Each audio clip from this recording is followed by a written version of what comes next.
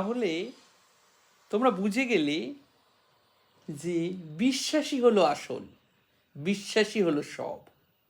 কেমন? তোমাদের কোনো কর্ম করার প্রয়োজন নেই যদি তোমরা সঠিকভাবে বিশ্বাস করতে পারো। কিন্তু বর্তমানে মানুষের মাইন্ডসেট এমন হয়ে গেছে যে মানুষ বিশ্বাসই করতে পারবে না যে আমি কর্ম না করে কিভাবে সফল হব বা হতে পারবো। তাই সবার প্রথমে তোমাকে বিশ্বাস করতে হবে। আর তুমি যদি মনে করো কর্ম করে সফল হবে, যাও দৌড়াও কর্ম করতে। এই জগতের সকল মানুষ পাগলের মতো কর্ম করে যাচ্ছে। কতজন সফল হয়েছে বা কি পরিমাণ সফল হয়েছে? তাই কর্মের সমুদ্রে প্রবেশ করতে যেও না, পাগল হয়ে যাবে। একজন লেবার দৈনিক কি পরিমাণ পরিশ্রম করে, তাও দেখবে ওর জাগতিক প্রয়োজনটুকুও পূরণ করতে পারে না।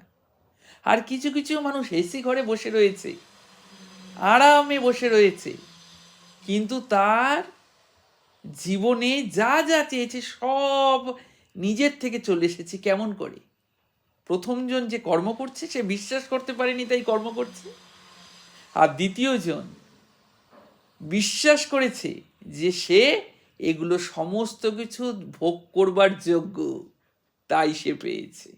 তাহলে বোঝা গেল, আমি এরপরে ধীরে ধীরে তোমাদের কাছে নিয়ে আসব এই বিশ্বাসকে বাড়িয়ে তোলার উপায়। কারণ বিশ্বাস না বাড়ালে শুধুমাত্র কর্ম করে কোনোদিন সফল হতে তোমরা পারবে না।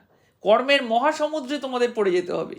এই জগতের সকল মানুষ এই কর্মের মহাসমুদ্রে পড়ে পাগলের মতো কর্ম করছে, কিন্তু সফল হতে পারছে কি? এর পরবর্তীতে আমি ভিডিও নিয়ে আসব যেখানে তোমরা জানতে পারবে বিশ্বাসকে কিভাবে বাড়িয়ে তোলা যায়।